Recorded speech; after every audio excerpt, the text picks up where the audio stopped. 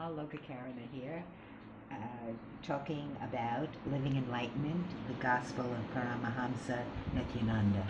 And once again, not so random choosing today from the book to read from. The last couple of days we've been taking stuff from the chapter on global peace begins from you. And it has been so fascinating and so wonderful that we're sort of continuing. We first did collective consciousness and looking in, and then we came to how to handle the suffering in the world. Today I'd like to talk about how to get rid of suffering in the world. Much of what is happening around us is the result of all our past actions.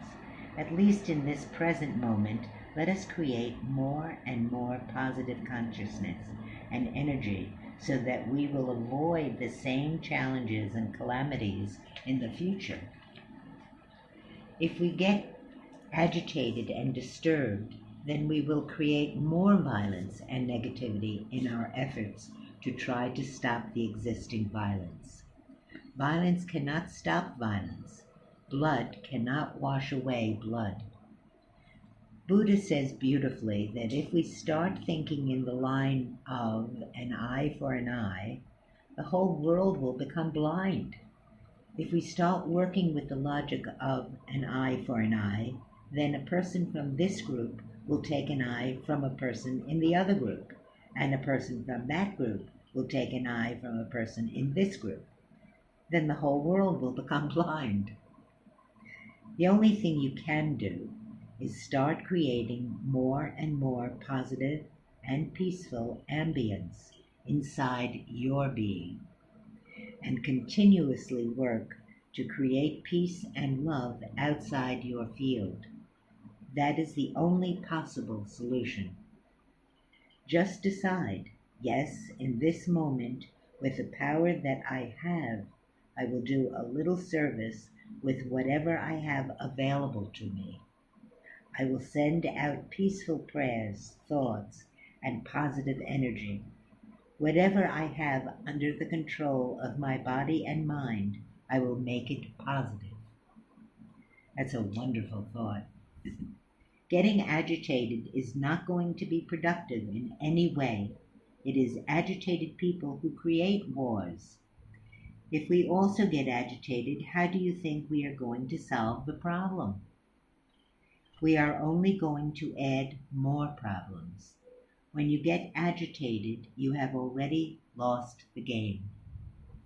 The only way is to do whatever we can without getting agitated. The only way is by being here and now, adding more and more joy, bliss, and silence to the whole consciousness. Anybody who tried the way of revolution only created one more system, one more tradition, and one more power game. It ended up in one more war. So the only way is the way of Buddha, the way of peace, the way of silence, the way of Shiva. Working with ourselves, becoming masters of ourselves, doing things that need to be done without getting agitated is the right way. We should become productive people, not agitated people. We should do as much as we can towards peace, silence, and bliss, and help people who are stranded by wars and conflicts. We should try to bring more and more peace into the consciousness of the leaders by bringing it into ourselves. We should show compassion to help the person, but the important thing is we shouldn't start suffering ourselves. For example, if a rich person distributes all his wealth to poor people, what will happen? We will have one more poor person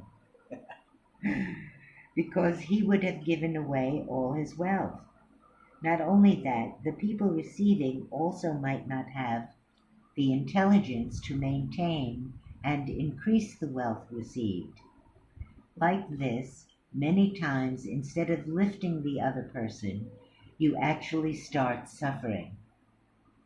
Express love and compassion, but don't start suffering yourself. If you start sharing true love, you will actually start giving better choices to others.